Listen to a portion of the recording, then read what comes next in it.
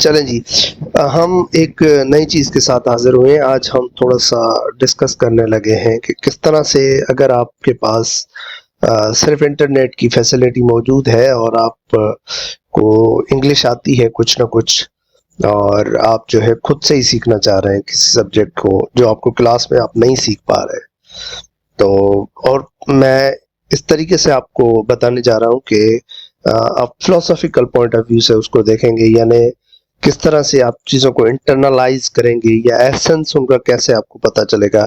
एक सब्जेक्ट है जो आपका स्टार्ट हो रहा है, फॉर एग्जांपल आप इस वक्त इंटर क्लास में पढ़ रहे हैं और आपके पास जनरल रिलेटिविटी स्टार्ट होने जा रही है, क्वांटम मैकेनिक्स स्टार्ट होने जा रही है, या मैथमेटिक्स के अंदर डिफरेंशिएशन, इंटीग्रेशन, या इसी तरीके से किसी भी सब्जेक्ट का कोई भी टॉपिक आपकी क्लास में स्टार्ट होने जा रहा है जिसको आप समझना चाह रहे हैं।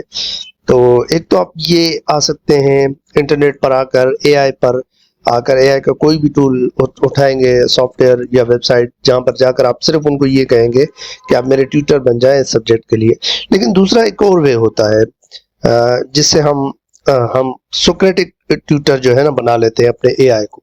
इस वक्त मैं जेमिनी पर बैठा हुआ हूँ, जिसको आप जिमनी भी कहते हैं, और हम क्या करेंगे इस जेमिनी को, या जिमनी जिसको आप बोलते हैं, इसको हम कहेंगे कि आप हमारे सोक्रेटिक ट्यूटर बन जाए। Be my Socratic tutor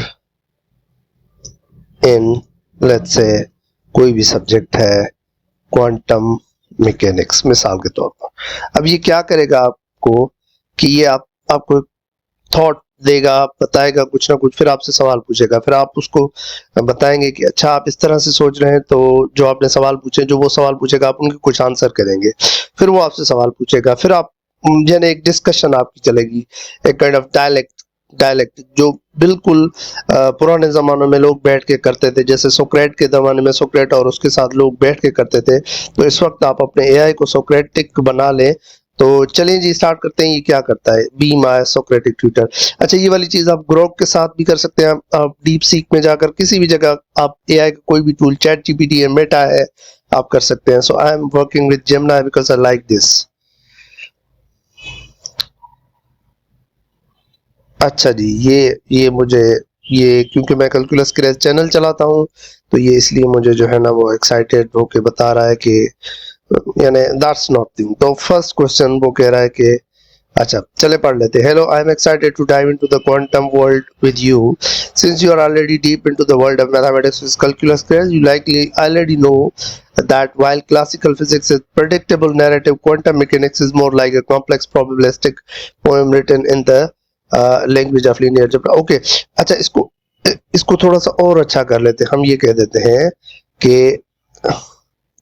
I am a beginner in quantum mechanics who doesn't know anything about it. Please, okay, so be my Socratic tutor in quantum mechanics. So let's see now. Okay, so ये कह रहा है कि welcome, it is honor to guide you through the looking glass. Since you run calculus clear already, you have a mathematical muscles needed for this. Even if the concepts feel like a fever dream at first. And so, okay, in classical physics, if I throw a ball, I can tell you exactly where it is and how fast it's going. It's predictable. अब ये कह रहा है कि अगर आपके पास, आपके हाथ में कोई बॉल है, उसको आप थ्रो करते हैं, तो आप बता सकते हैं कि ये इस वक्त कहाँ है बॉल और ये किस स्पीड से जा रहा है। इट इज प्रेडिक्टेबल, यानी आप बता सकते हैं। While quantum mechanics is the study of the very small atoms and subatomic particles, एक तो ये small atoms की बात है, where those rules break down completely, जहाँ पर ये जो predictability है, यानी कि ये आप बता सकते हैं कि ये जो बाल है इस वक्त कहाँ है और किस स्पीड से जा रहा है, ये सब एटॉमिक लेवल पे, ये एटॉमिक लेवल पे और सब एटॉमिक पार्टिकल लेवल पर ये वाली चीजें नहीं, यानी आप एग्जैक्टली नहीं बता सकते, यानी प्रेडिक्टेबिलिटी वहां पर खत्म हो जाती है। Let's start with a mystery that baffled scientists in the early 19th century। तो अब ये कहता है कि एक मिस्ट्री है जिसको हम अब डिस्कस करते हैं। वो कह रहा है, imagine you are looking at a ramp and a staircase. on ramp you can stand at any height, you can move up by centimeters, millimeters or a tiny fraction of a hair's width। अच्छा, ये ramp जो है ये सीधी बिल्कुल चाड़ी है, इस तरह से ऊपर जा रही है। जैसे मैं आपको ये दिखा देता हूँ, ये जिस तरीके से ये है ना, ये सीधी बिल्कुल इस तरीके से, ठीक है। अच्छा, और दूसरी बात इसमें ये कह रहा है कि स्टेयरकेस। अब स्टेयरकेस क्या है? स्टेयरकेस इस तरह से है जैसे सीढ़ियां बनी होती हैं, ठीक है ना। तो एक सीढ़ियां हैं और दूसरी सीधी है। तो वो कह रहा है कि अगर आप रैंप पर हैं तो आप कोई भी हाइट अचीव कर सकते हैं, लेकिन अगर आप स्टेयरकेस पर हैं तो आप या तो एक स्टेप जाएंगे या दो या तीन। 1.5 यानी हाफ स्टेप या डेढ़ स्टेप का कोई कॉन्सेप्ट नहीं है वहां पर। In classical world we thought energy look like a ramp, यानी हम ये देखते थे कि वो हमारी जो लाइट है या जो एनर्जी है, लाइट नहीं कहना चाहिए, एनर्जी जो है वो एक रैंप की तरह है, यानी कि वो सीधी बिल्कुल मूव करती है, स्मूथ एंड कंटिन्यूअस, बिल्कुल इस तरीके से जैसे ये रैंप है। लेकिन वो कह रहा है, but then scientist looked at how atoms emit light and heat. Here is my, फिर बाद में वो कहता है कि साइंसदानों ने देखा कि ये किस तरह से होती है। Here is my first Socratic question for you, if you try to walk up a staircase but you don't have enough strength to lift your foot to the next step, what happens? Do you end up hovering in the air between steps, or do you stay exactly where you are? And if energy behaves like that staircase, what does that tell us about how an atom might absorb or release energy? अच्छा, यहाँ पर ये कह रहा है कि suppose करें अब स्टेयरकेस पर आ जाते हैं। कह रहा है कि ये स्टेयरकेस है, सिर्फ स्टेयरकेस हम डिस्कस कर लेते हैं। यहाँ पर साइड में हम इसको स्टेयरकेस को रख लेते हैं यहाँ पर, ठीक है। अच्छा जी, ये हमारे पास ये स्टेयरकेस है इस तरीके से। अब सवाल ये पूछ रहा है कि सपोज करें आप इस पर चढ़ते जा रहे हैं, एक जगह पर आकर आप कह रहा है कि if you try to walk up stairs but you don't have enough strength, एक पॉइंट पर आकर आपको जो है ना उसके बाद आपके अंदर ताकत नहीं रही कि आप ऊपर जा सकें। तो कह रहा है कि व्हाट हैपेंस, फिर क्या होगा? Do you and up hovering in the air between steps or do you stay exactly where you are, यानी आप क्या करेंगे? तो ये कह रहा है if energy behaves like that staircase, और अगर एनर्जी इसी तरीके से बिहेव करे, what does tell us about how an atom might absorb or release energy, right? अच्छा, अब ये हमसे सवाल पूछ रहा है। अब इस सवाल का हम कुछ भी इसको आइडिया देते हैं।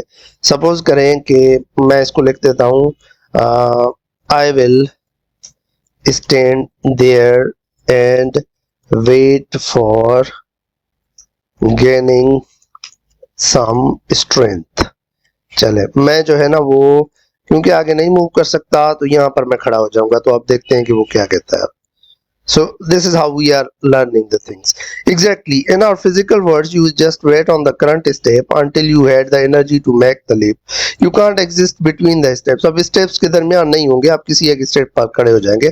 In the quantum world, we call these steps energy levels. अब ये जो हमारे पास सीढ़ियां हैं इनको हम एनर्जी लेवल्स कहते हैं।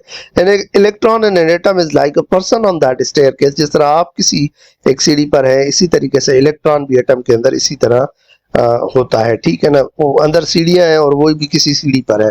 To move from a lower step to a higher step it must absorb a very specific packet of energy. अब कह रहा है कि जिस तरह से मुझे यहाँ पर ताकत चाहिए ऊपर जाने के लिए, या मैं इंतजार करूंगा जब तक थोड़ी सी मेरे अंदर एनर्जी आ जाए, जान आ जाए तो ऊपर चलूंगा। तो वो कह रहा है एनर्जी का पैकेट चाहिए एटम को भी यहाँ से मूव करने के लिए, ठीक है। If you hit that electron with almost enough energy to reach the next step but not quite all of it, the electron ignores it completely, it won't move halfway, it stays exactly where it is। अच्छा, यहाँ पर ये बात important है। वो कह रहा है कि अगर आप उसको एनर्जी देते हैं इतनी कि वो यानी इस सीढ़ी पर है, एक सीढ़ी पर, और अगली सीढ़ी पर वो नहीं जा पा रहा एनर्जी लेने के बाद, तो वो एनर्जी लेगा ही नहीं, उस एनर्जी को जाने देगा। वो एटम जो है वो इतना इंतजार करेगा कि मुझे इतनी एनर्जी चाहिए कि मैं इस सीढ़ी से ऊपर वाली पर चढ़ जाऊं, ठीक है ना। ओके, आ जाते हैं नीचे। The next step, the packet. This packet of energy is what we call a quantum. When we talk about light, we call these packets photons. जब हम लाइट की बात करते हैं तो ये जो पैकेट्स हैं ये फोटॉन बन जाते हैं, और जो एनर्जी की बात करते हैं तो ये पैकेट जो है ये क्वांटम है। यानी एनर्जी की बात है तो ये क्वांटम है, और अगर ये जो है आपकी लाइट की बात है तो ये फोटॉन्स है। Think about your YouTube channel. अब ये मेरे YouTube चैनल कैलकुलस क्रेज की बात कर रहा है, क्योंकि इसके साथ मैं इंटरेक्ट करता रहता हूँ regarding my channel. In calculus we often deal with infinitesimal, looking at things as they get infinitely small and smooth. But quantum mechanics says if you zoom in far enough on the universe, the smoothness disappears and becomes chunky like pixels on a screen. वो कहता है कि अगर आपको चीजें continuous नजर आती हैं निचली लेवल पर, फिर आप उनको जूम करते हैं तो फिर आपको पता चलेगा कि वो बिल्कुल स्मूथ नहीं है, लेकिन उनके अंदर पैकेट्स हैं। Here is your next challenge. अब वो फिर मुझे चैलेंज देता है, वो कहता है if light is made of these chunky individual packets rather than being a continuous smooth, what do you think happens when you dim a light bulb to the absolute lowest possible setting? Does the light just keep getting infinitely fainter and fainter forever, or do you eventually reach a point where you are down to the very last packet? And if you have only one packet left, can you divide that packet in half to make the light? वो कह रहा है कि अगर आपके पास एक bulb चल रहा है, क्योंकि हम ये कहते हैं कि लाइट जो आ रही है वो पैकेट्स की फॉर्म आ रही है, फिर आप उसको डिम करते जाते हैं, तो क्या वो कह रहा है कि अगर आप इसको डिम करें, what do you think when you dim a light bulb to the absolute lowest possible setting, does the light just keep getting infinitely fainter and fainter forever? Or do you eventually reach a point where you are down to the very last packet? सवाल पूछता है what do you think happens at the final level of dimness? यानी जब आप उसको बिल्कुल dim कर लें कि उसके बाद आप बल्ब को डिम नहीं कर सकते तो क्या होगा। तो अब हमें इसको आंसर करना पड़ेगा। फॉर एग्जांपल मैं इसको कह देता हूं कि जब ये बिल्कुल डिम हो जाएगा तो I will be, let's say I will be left with the last packet.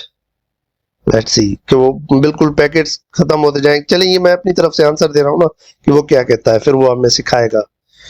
So that's how Socratic way of quantum mechanics is from the Gemini, or you can make your AI tool to be your Socratic tutor.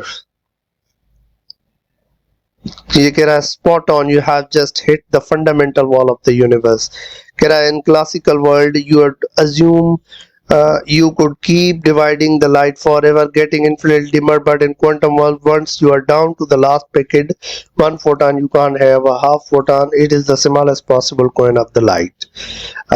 This brings us to a very strange realization that changed physics forever, the particle versus the wave. अब इस तरह से ये चलता जाएगा। अब इसको किसी भी सब्जेक्ट के लिए एक्सप्लोर कर सकते हैं। आज हमने इसको क्वांटम के लिए देखा, हम बाद में किसी और चीज के लिए इसको डिस्कस करेंगे। यहाँ तक मैं इसको फिलहाल खत्म कर रहा हूँ, क्योंकि ये लूप है, खत्म तो नहीं होगा। सो आई एम श्योर आपको कुछ ना कुछ पता चलेगा। तो अब ये बहाने नहीं होने चाहिए कि हमारे पास रिसोर्सेज नहीं है, हम नहीं पढ़ सकते, सारी चीजें अवेलेबल हैं, जस्ट आपको थोड़ी सी इंग्लिश आनी चाहिए।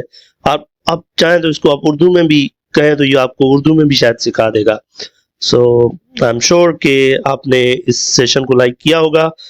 Don't forget to share, subscribe, comment, whatever